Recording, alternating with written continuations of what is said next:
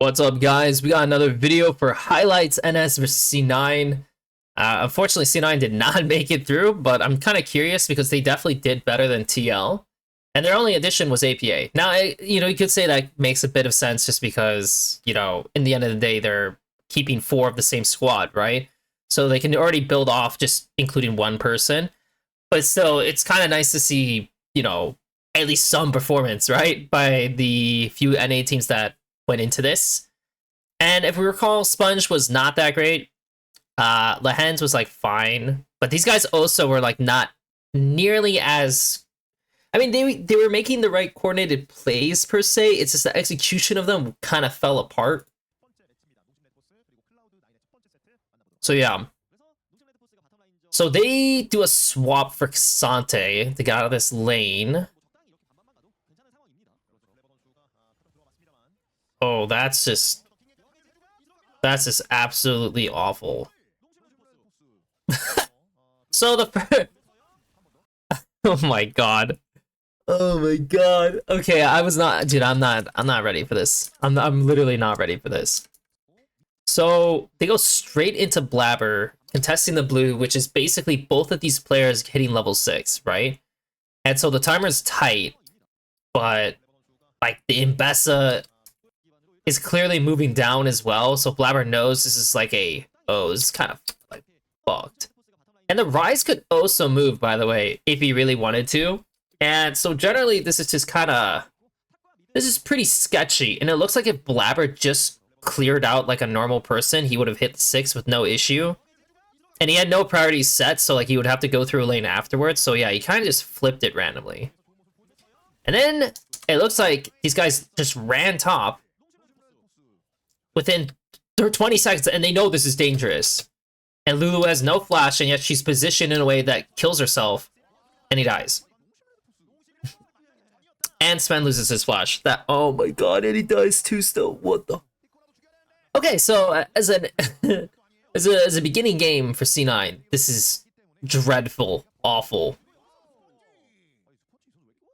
really bad. I don't even know what they do because they're champions. All their engagement is basically left on Wukong. So if they're behind, like, this is going to be hell. And so, yeah, I'm probably just going to let this play out because I'm pretty sure it's just going to end, like, quickly. There's nothing they can do. Like, they're already going to have to start doing weird, like, stacking plays.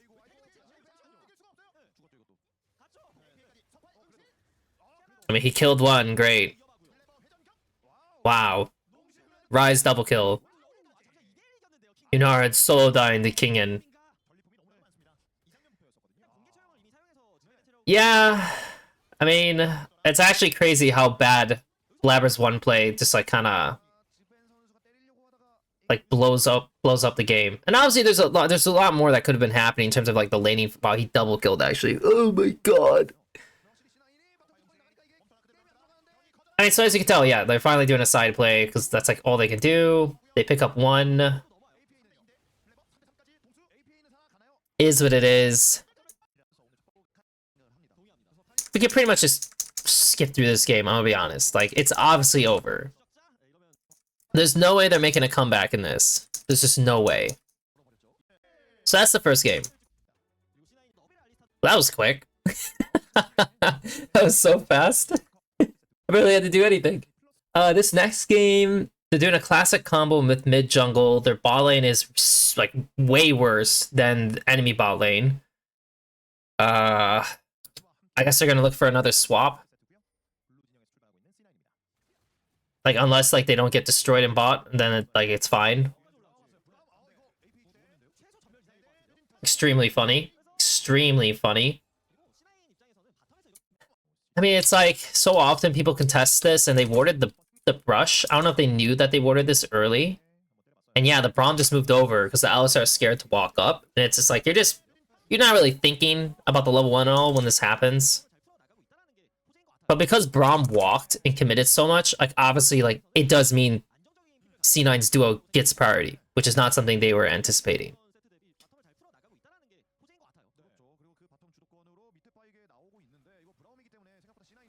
Okay, so now we're fighting this guy. Oh, please. Oh, he lived. Oh, well played, bro. Very nice. This is like, okay. So they have first move, right? And they actually just used Quirky Q and Braum Q. And so Sponge is coming down, but if you look at like where everyone's leaning, like in theory, if Azir doesn't look to cancel this guy, and Azir just pulls the wave and goes down, like if Scout just pulls this and then goes down instead of trying to do this, and commits to this play here, then it looks better. But because he decides to go for this, yeah, APA actually gets to the river first.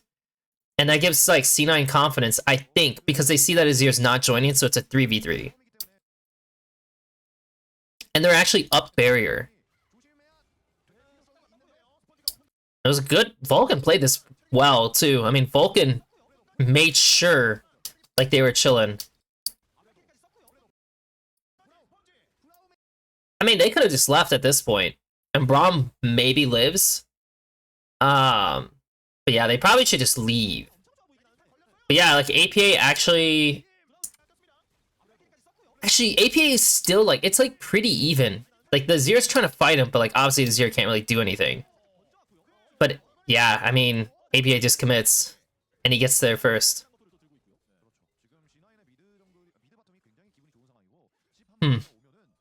I mean, well played by Vulcan. I mean, Vulcan definitely played that the right way. Well, I mean, like, I've seen APA die to... I watched another game where APA just died to a gank. Kind of sucks. I mean, his jungler obviously needs to clear out. And it looks like his camp spawns are kind of awkward because this... Actually, wait. He's finishing out his clear down here.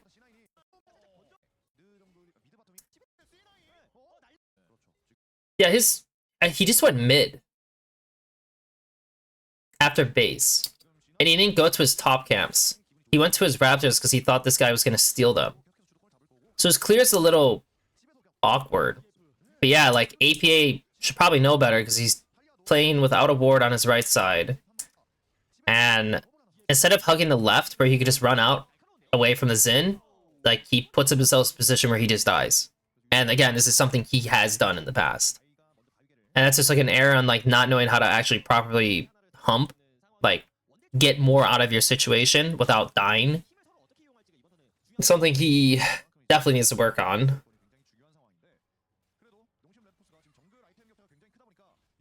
They have moved from top with Corki, but and the Talia can join with R, so it's good for C9. Now the Corki joins, but they actually couldn't get it done. That's so sad. Because this is, like, pretty good. This is a good situation for C9. And Talia should be R'ing, like, now. To be honest. And also Blabber. Once Alistar gets here, Blabber's, like, way too focused on getting the grub. And, like, Blabber should actually be starting the fight also now. Because if he goes now, Sivir presses R, and Talia comes over, it's winning. This is a good fight. This is great. Like, this is a good setup by C9. But it's not gonna work if, you know, you're like taking 3 extra seconds to start this, and then Alistar's here and you're still here. It's like, yeah, obviously that's not gonna be great. And like, I mean, he also should be instantly pressing Vyar on like Xin at the very least. He actually gets disconnected for no reason, and then he commits after the fact, and they can't finish it, and it turns out bad. And that's not acceptable. That's just really, I don't know. That's just bad. That's just bad. That sucks. That's just bad.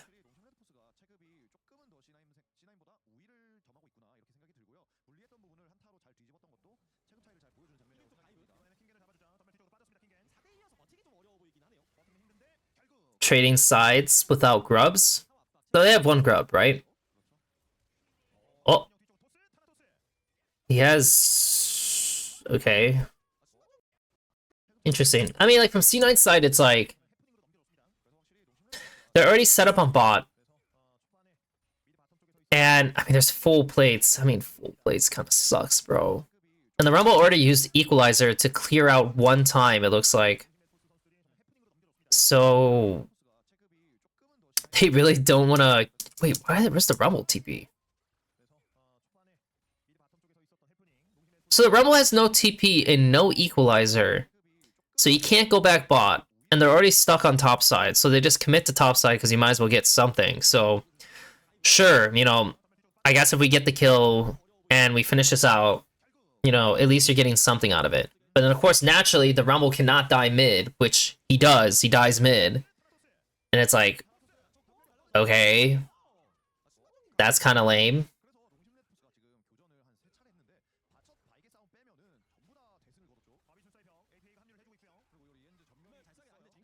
Okay, and then so on the other side, these guys spend too long on bot, and they don't realize that these guys are actually resetting to go back in the bot. And once they see this, now they're out, right? They're taking way too much time. Lehens is just screwing around and kills himself. So this is just a dumb death. It's just a dumb death by Lehens.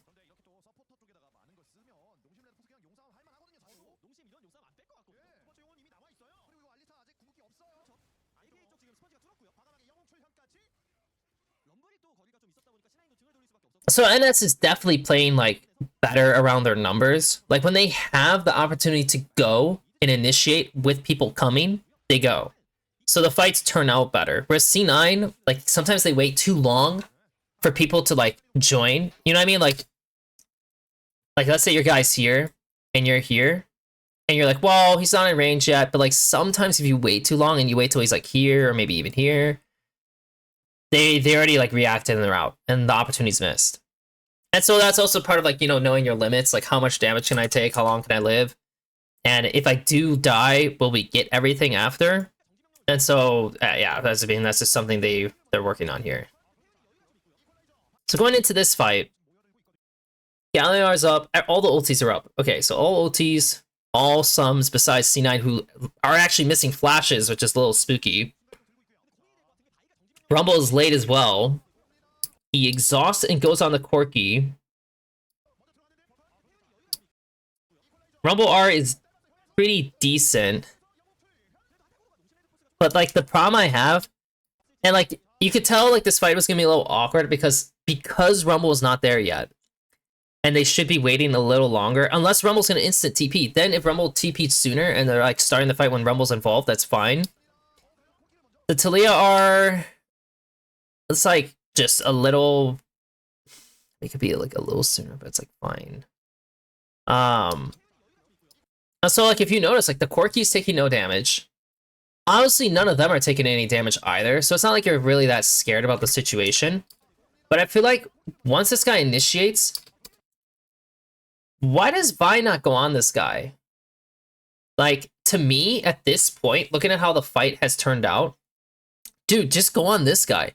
It's way too late to commit to this because he's going to join and flank you. And so if you commit into this area, it's just bad. Like, the Zir... Like, all the Zir has to deal with is Talia, right? So Talia's going to try to harass the Zir, right? I mean, he is stronger, so he, like, well, it's actually not that much stronger. But, like, she's going to try to harass here. And so you have, like, a... How do I split this? It's, like... You have, like, a 1v2 kind of in this pocket. And then you have, like, a... And obviously, this could become, like, a 3v3. And this guy's going to run here. And, like, the Rumble is going to want to try to interrupt this guy and create a 1v1 down here. And so you have all these different little pockets, but the reality is that Talia is like kind of disconnected from everyone else. So she doesn't have a way to really start her combo. And if these guys commit forward, yeah, the Galio's probably going to be first to still make this a 4v3, because now it's going to be a 4v3 briefly. And it could even flip into a 5v3 for a bit, because even though Talia's here, and yeah, she's like hurting this guy a little bit, I mean, they still can dump all their damage in this area. So yeah, they can't really commit into this pocket without it being pretty bad. And Blabber committed. And naturally he died. And then Thanatos died. I wonder if these guys just into Sven. Nope.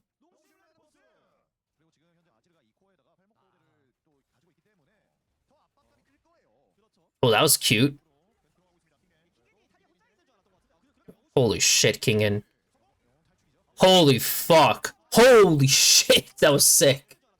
That was an awesome sequence. I mean, like, look at this shit. Cancel the fucking W with a Z. You know, bind time, no CC on their side. Gets out.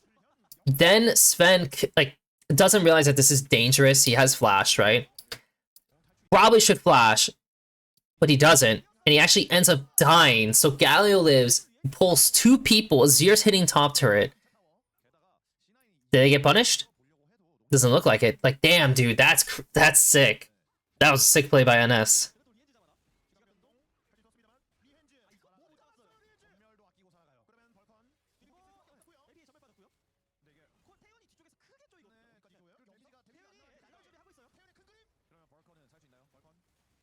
Oh, he inted.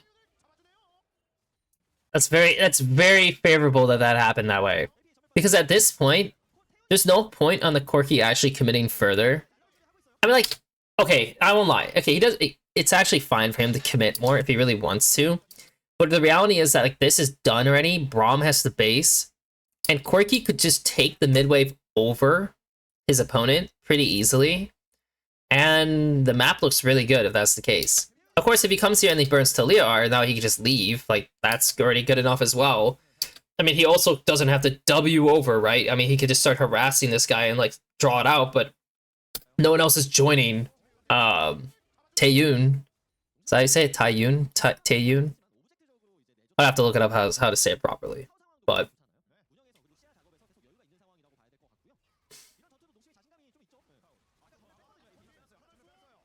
I mean, APA is getting wrecked. And so they have the turtle, right? They have the turtle. The Galio has first move with TP. You know, obviously Braum can take a ton of damage. And then APA gets caught without flash. And because APA thinks he's being cute, right? Kind of needs to know when his timer's up. And to be honest, he's definitely just dead here, by the way. Like, if Azir wants to, he could just kill this guy.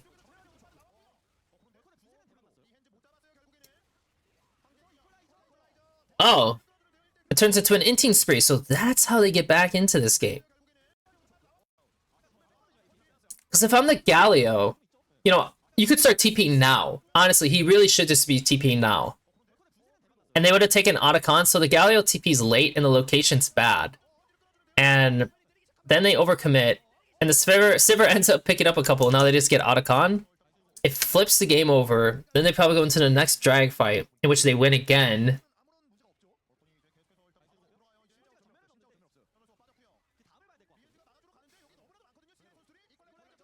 Gotta say, Vulcan is having a good fucking game. Vulcan's having a good game. Yeah, man. Yeah, Vulcan's having a very good game, for sure. Corki's hitting you on the backside, so obviously you have to flip, and like that ends up being Thanatos' job. He's like, okay, like, obviously Braum's too far. I need to go on this guy and push him out. Vulcan gets onto this guy, and at the same time, the Azir's like escaping. Yeah, Sven is going for the next target, which makes the most sense. And he can't get past the soldiers anyway, so it's like, this is only like option. So you pick up that, and then yeah, the Galio shouldn't go forward at this point, right? Like, the fight's clearly over, and it leads them picking up 2 more.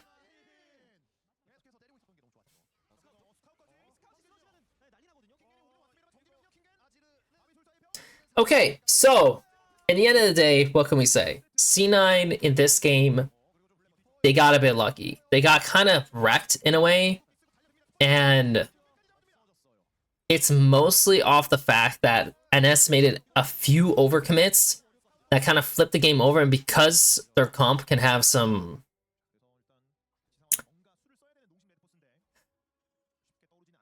I mean, I shouldn't say it's just... I mean, okay, I was gonna like kind of discredit just a little bit, but the reality is like... Also, it's before I go into that, like, I just want to say, again, God bless you, Vulcan. And notice he's disconnected from the rest. So right now it's like, there's the 1, the 4, and then this is the fist, the 5. So everyone could just rail this guy. And once the Rumble ulti comes down, they have to split. And so this fight's great. And so good job, C9. And, you know, I was going to say, I can't also discredit the fact that, yeah, there's moments that C9 are finding in when these guys are inting that are good to punish. And so having the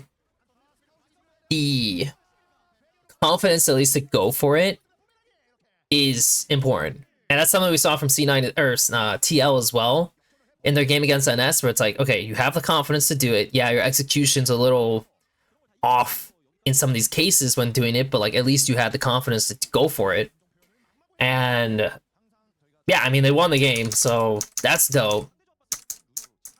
You go into this last game, it's like, oh my god, it's a Jace jungle. Okay, so for sure, APA's pick is great. I mean, this shit can do a lot of work. Trundle has good value in this game as well. Renekton is a little homeless. And yeah, I like the entire comp outside of the Renekton. Nah, you're fucking kidding me, man. He literally just walked up and killed him. Are you shitting me? Okay. I mean, oh my god, man, are you kidding me? Okay. That sucks.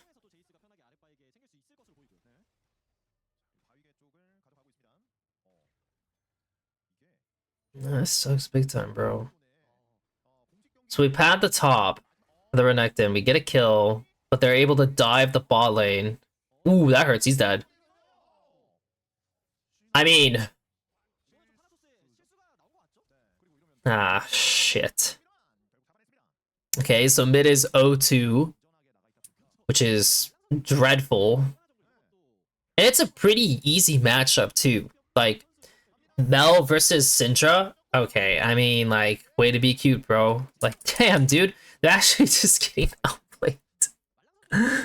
Oh my god. No. God damn, man.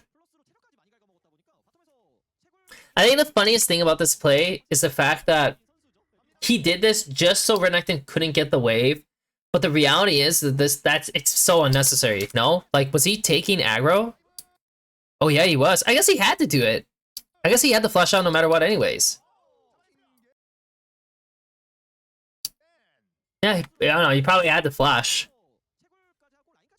Never mind. I thought it was gonna be funny if he just did it when it was just kind of unnecessary, but no, he probably did have to flash. I mean, this is just awful. No offense, but like... I mean, well, okay, I'm saying it's awful, but like, I shouldn't like have these thoughts when it's like we don't know how it's gonna turn out. It just kind of sucks when you're sacking your bot lane to get the Renekton ahead. But the Renekton's not even a good pick in this game generally, because they just play range. So yeah, I mean, we'll see how much the Renekton can get done, because they need to be taking all these hero fights, early fights. But also your Mel is like pretty homeless. I mean, like, obviously the positive thing is that you're at least making plays, right? Like, you're getting something out of this no matter what. Yeah, your Jhin is not like... your Jin's not technically homeless. Your Mel is definitely super homeless. And they're just picking this guy apart because, like, they know the Trundle is just hovering on the Renekton side over and over again. I mean, if you look at... what's the easiest way to tell? I mean, obviously I have this stupid shit showing, but like... look at their wards, and look where their wards are. Their wards are all played onto the strong side, which is Renekton. And they took 0 time to put anything on the weak side, so this guy can only push up to here, and that's it. If he ever goes past that round, or that area, he's dead. Like, he's just dead. Or he's risking it. And of course, obviously, if he cheats the wave in that circumstance ever, it's massive. But like, for now, it's like, not ideal. And so then what happens? I mean, like, he's not even, he's like, dude, he's catching it. Like, he's literally catching it on his tower, and he's dead. And again, it's because they've put 0 effort into getting vision on the bot side. So wherever he goes, these guys can just keep killing him over and over again. And of course, the Leo is getting really strong. The Jace is getting strong. The Syndra is getting strong. And on the other side, it's basically just your Nect and Trundle, who... The Trundle is just a... How do you want to say it? Trundle is just a utility jungler in this game. You know, it's not like he's going to be rampaging this game. And the Renekton, like I said, is just not... He's like the most awkward pick amongst everything they have here. So... Yeah...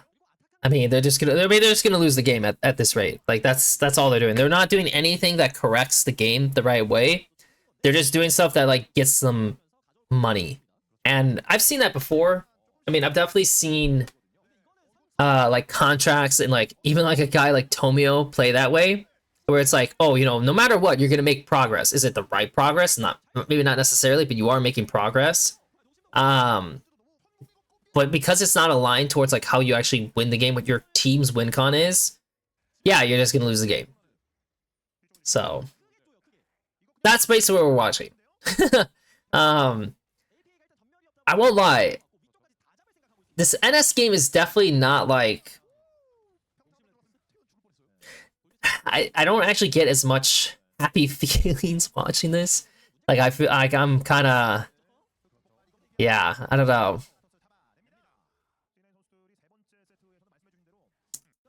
I mean, I probably could just continue through because, like, what I'm probably gonna watch is just some people int. Like, this guy's inting. They have a TP flank. Obviously, Renekton picks this up, which is cool. Mel gets a kill. But once Renekton has a chance to actually do something, he just walks in and dies. And he's, like, the strongest member. Like, explain to me why he goes through that route. Like, he literally knows it's not safe, so he should be walking where his vision is. And they should pull the drag out this way if they want to lure them in here. And once they enter this kill zone, then Rel goes in and everyone goes, and then the Renekton can pressure from here, and GG. We did it. The fact that they're fighting within the pit means that their kill zones here instead of here. Like, it moved over, and now it's a lot more awkward. And because of that, also, these guys can now just go straight to here with no issue.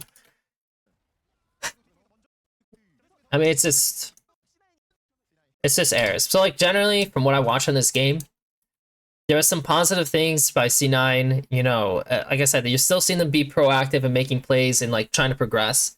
It's just the progression's not always the correct direction to go to actually win the game.